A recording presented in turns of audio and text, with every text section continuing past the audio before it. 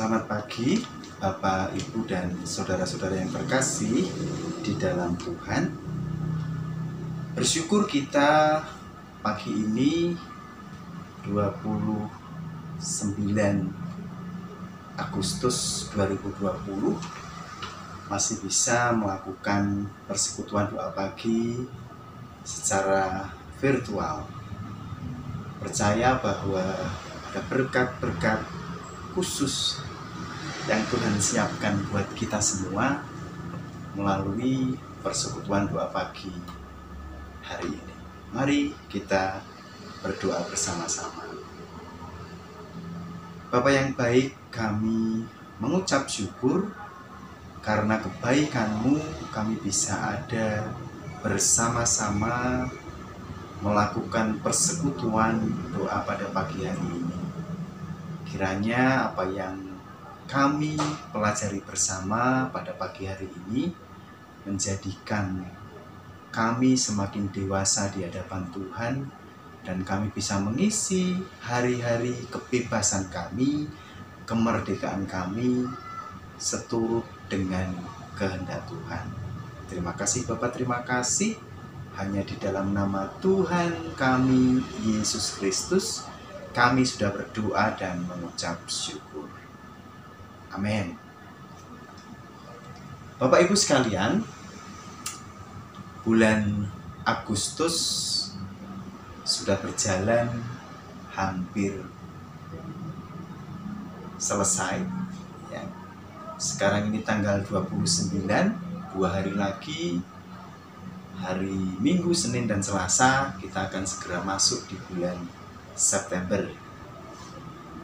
Bersyukur ketika 1 bulan penuh ini kita disuguhi dengan tema-tema kemerdekaan. Kemerdekaan dari belenggu dosa, kemerdekaan dari kebiasaan buruk, kemerdekaan yang bertanggung jawab, kemerdekaan memilih, dan besok di ibadah Minggu kembali kita disuguhi tema kemerdekaan yang bertanggung jawab.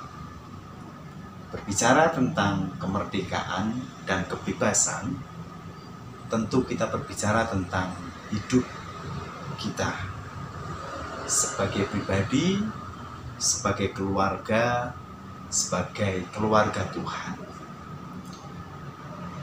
Bukan pentingnya kemerdekaan atau kebebasan itu seperti apa, tetapi lebih tepatnya bagaimana kita mengisi kehidupan kita dengan kebebasan dan kemerdekaan itu.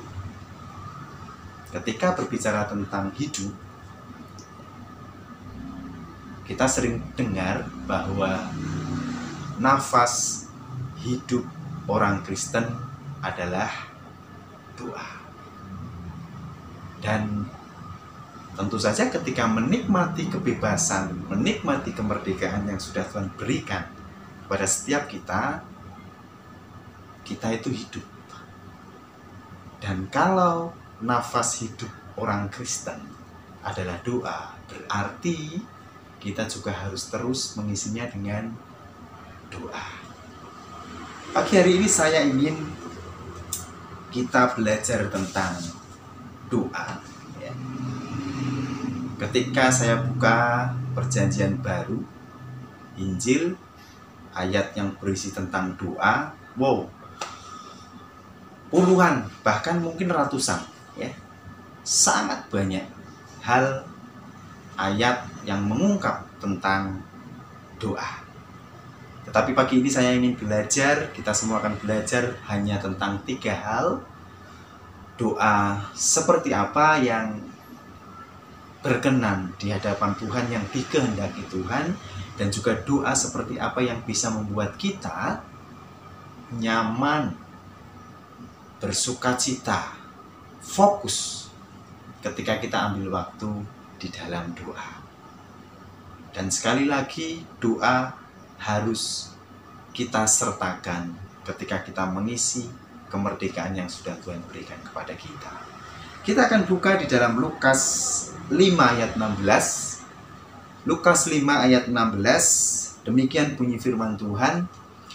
Akan tetapi ia mengundurkan diri ke tempat-tempat yang sunyi dan berdoa.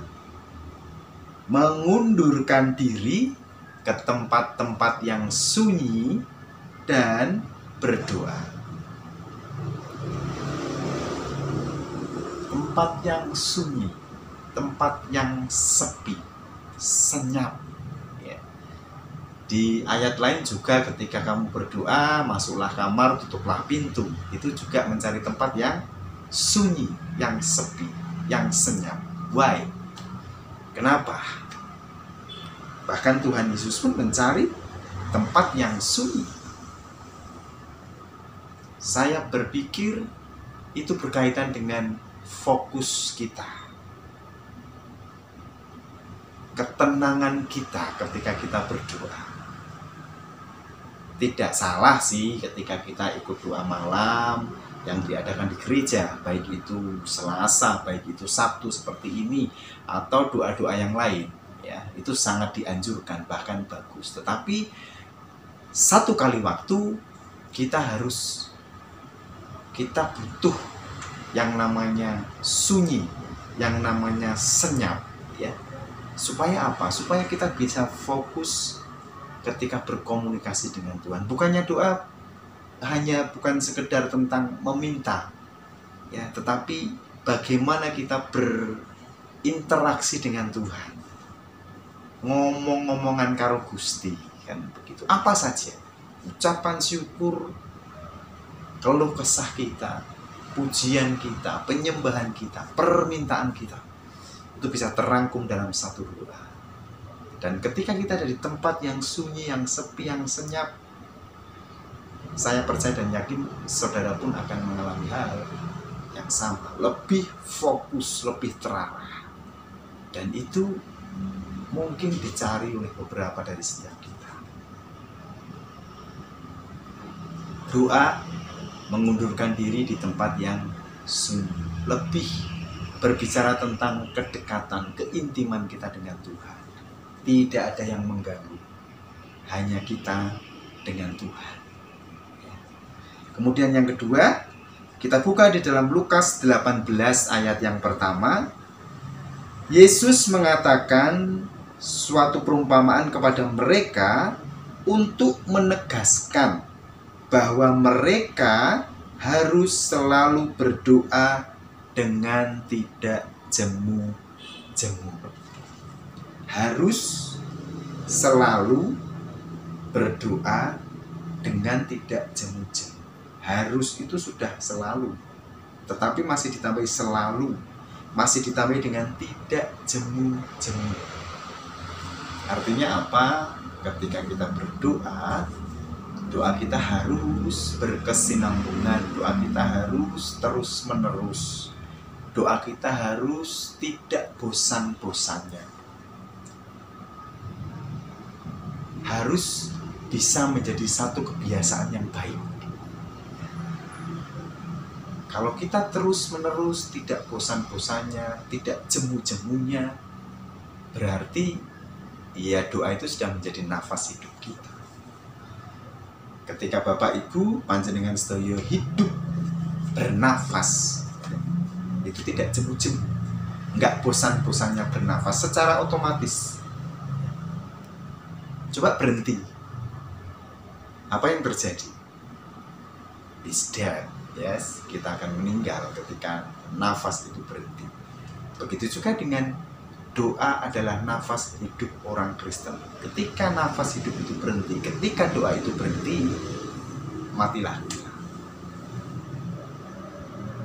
Jadi doa yang kedua harus dilakukan secara terus-menerus dan tidak jemu-jemu. Maka hidup kita akan sangat-sangat diberkati Tuhan. Kemudian yang ketiga, kita akan baca di dalam Filipi 1 ayat yang keempat. Dan setiap kali aku berdoa untuk kamu semua, aku selalu berdoa dengan sukacita. berdoa untuk kamu semua. Berdoa dengan sukacita. Ternyata berdoa tidak hanya untuk diri sendiri. Di sini dikatakan bahwa berdoa untuk semua. Semua itu siapa? Semua ya semua, tanpa ada batasan. Pendoa syafaat di hari Minggu pun pasti juga diminta untuk berdoa untuk bangsa dan negara. Anda bisa menghitung berapa banyak warga negara Indonesia? Jutaan. Anda kenal? Enggak. Tapi kita doakan. Satu negara ini kita doakan. Ya. Jadi berdoa tidak melulu berorientasi kepada diri sendiri. Berdoa untuk Gembala Sidang Bapak Pendeta Samuel Priautomo, berdoa untuk Penatua Sumarno, berdoa untuk majelis, berdoa untuk para pengerja, berdoa untuk seluruh jemaat, berdoa untuk kota Semarang, berdoa untuk Indonesia. Bahkan saat ini pun kita sering berdoa untuk dunia. Kita nggak kenal, tapi kita doakan. That's good, itu perintah Tuhan. Berdoa untuk semua. Ditambah lagi dengan bersukacita. Ketika you punya musuh, lupakan, ampuni. Tidak cukup itu, doakan dengan sukacita. Itu akan menjadi berkat, tidak hanya buat dia, tapi juga buat kita sendiri. Mengisi kemerdekaan dengan hidup yang benar, dengan menyertainya dengan nafas hidup kita, yaitu berdoa. Carilah tempat-tempat yang sunyi supaya doamu fokus. Berdoalah dengan tidak jemu-jemu, karena itu adalah nafas hidupmu. Ketika engkau jemu berdoa, engkau akan mati. Dan yang ketiga, doakan semua orang tanpa terkecuali. Itu 3 hal yang Tuhan mau. Masih banyak hal lain yang mungkin bisa dikupas tentang doa, tapi 3 hal ini yang bisa saya sampaikan pada pagi hari ini. Isilah kemerdekaan, kebebasanmu, kehidupanmu dengan doa yang benar di hadapan Tuhan. Selamat pagi, Tuhan Yesus Kristus memberkati kita semua. Mari kita berdoa. Terima kasih Tuhan untuk beberapa menit yang sudah kami jalani bersama-sama. Biarlah ini menjadi awal yang baik buat kami untuk menjalani kemerdekaan, kebebasan, kehidupan kami yang sudah Tuhan berikan dengan cuma-cuma. Ajar kami untuk terus dan terus tidak jemu-jemu berdoa. Fokus berdoa kepada Engkau, mendoakan semua orang seperti halnya Engkau mendoakan semua orang-orang yang Engkau kasih. Terima kasih Bapak, terima kasih. Di dalam nama Tuhan kami Yesus Kristus, kami sudah berdoa dan mengucap syukur. Haleluya. Amin. Bapak Ibu yang terkasih, sampai jumpa di minggu pagi besok atau minggu sore besok. Kita akan bertemu di dalam ibadah raya hari Minggu. Sampai jumpa. Tuhan memberkati.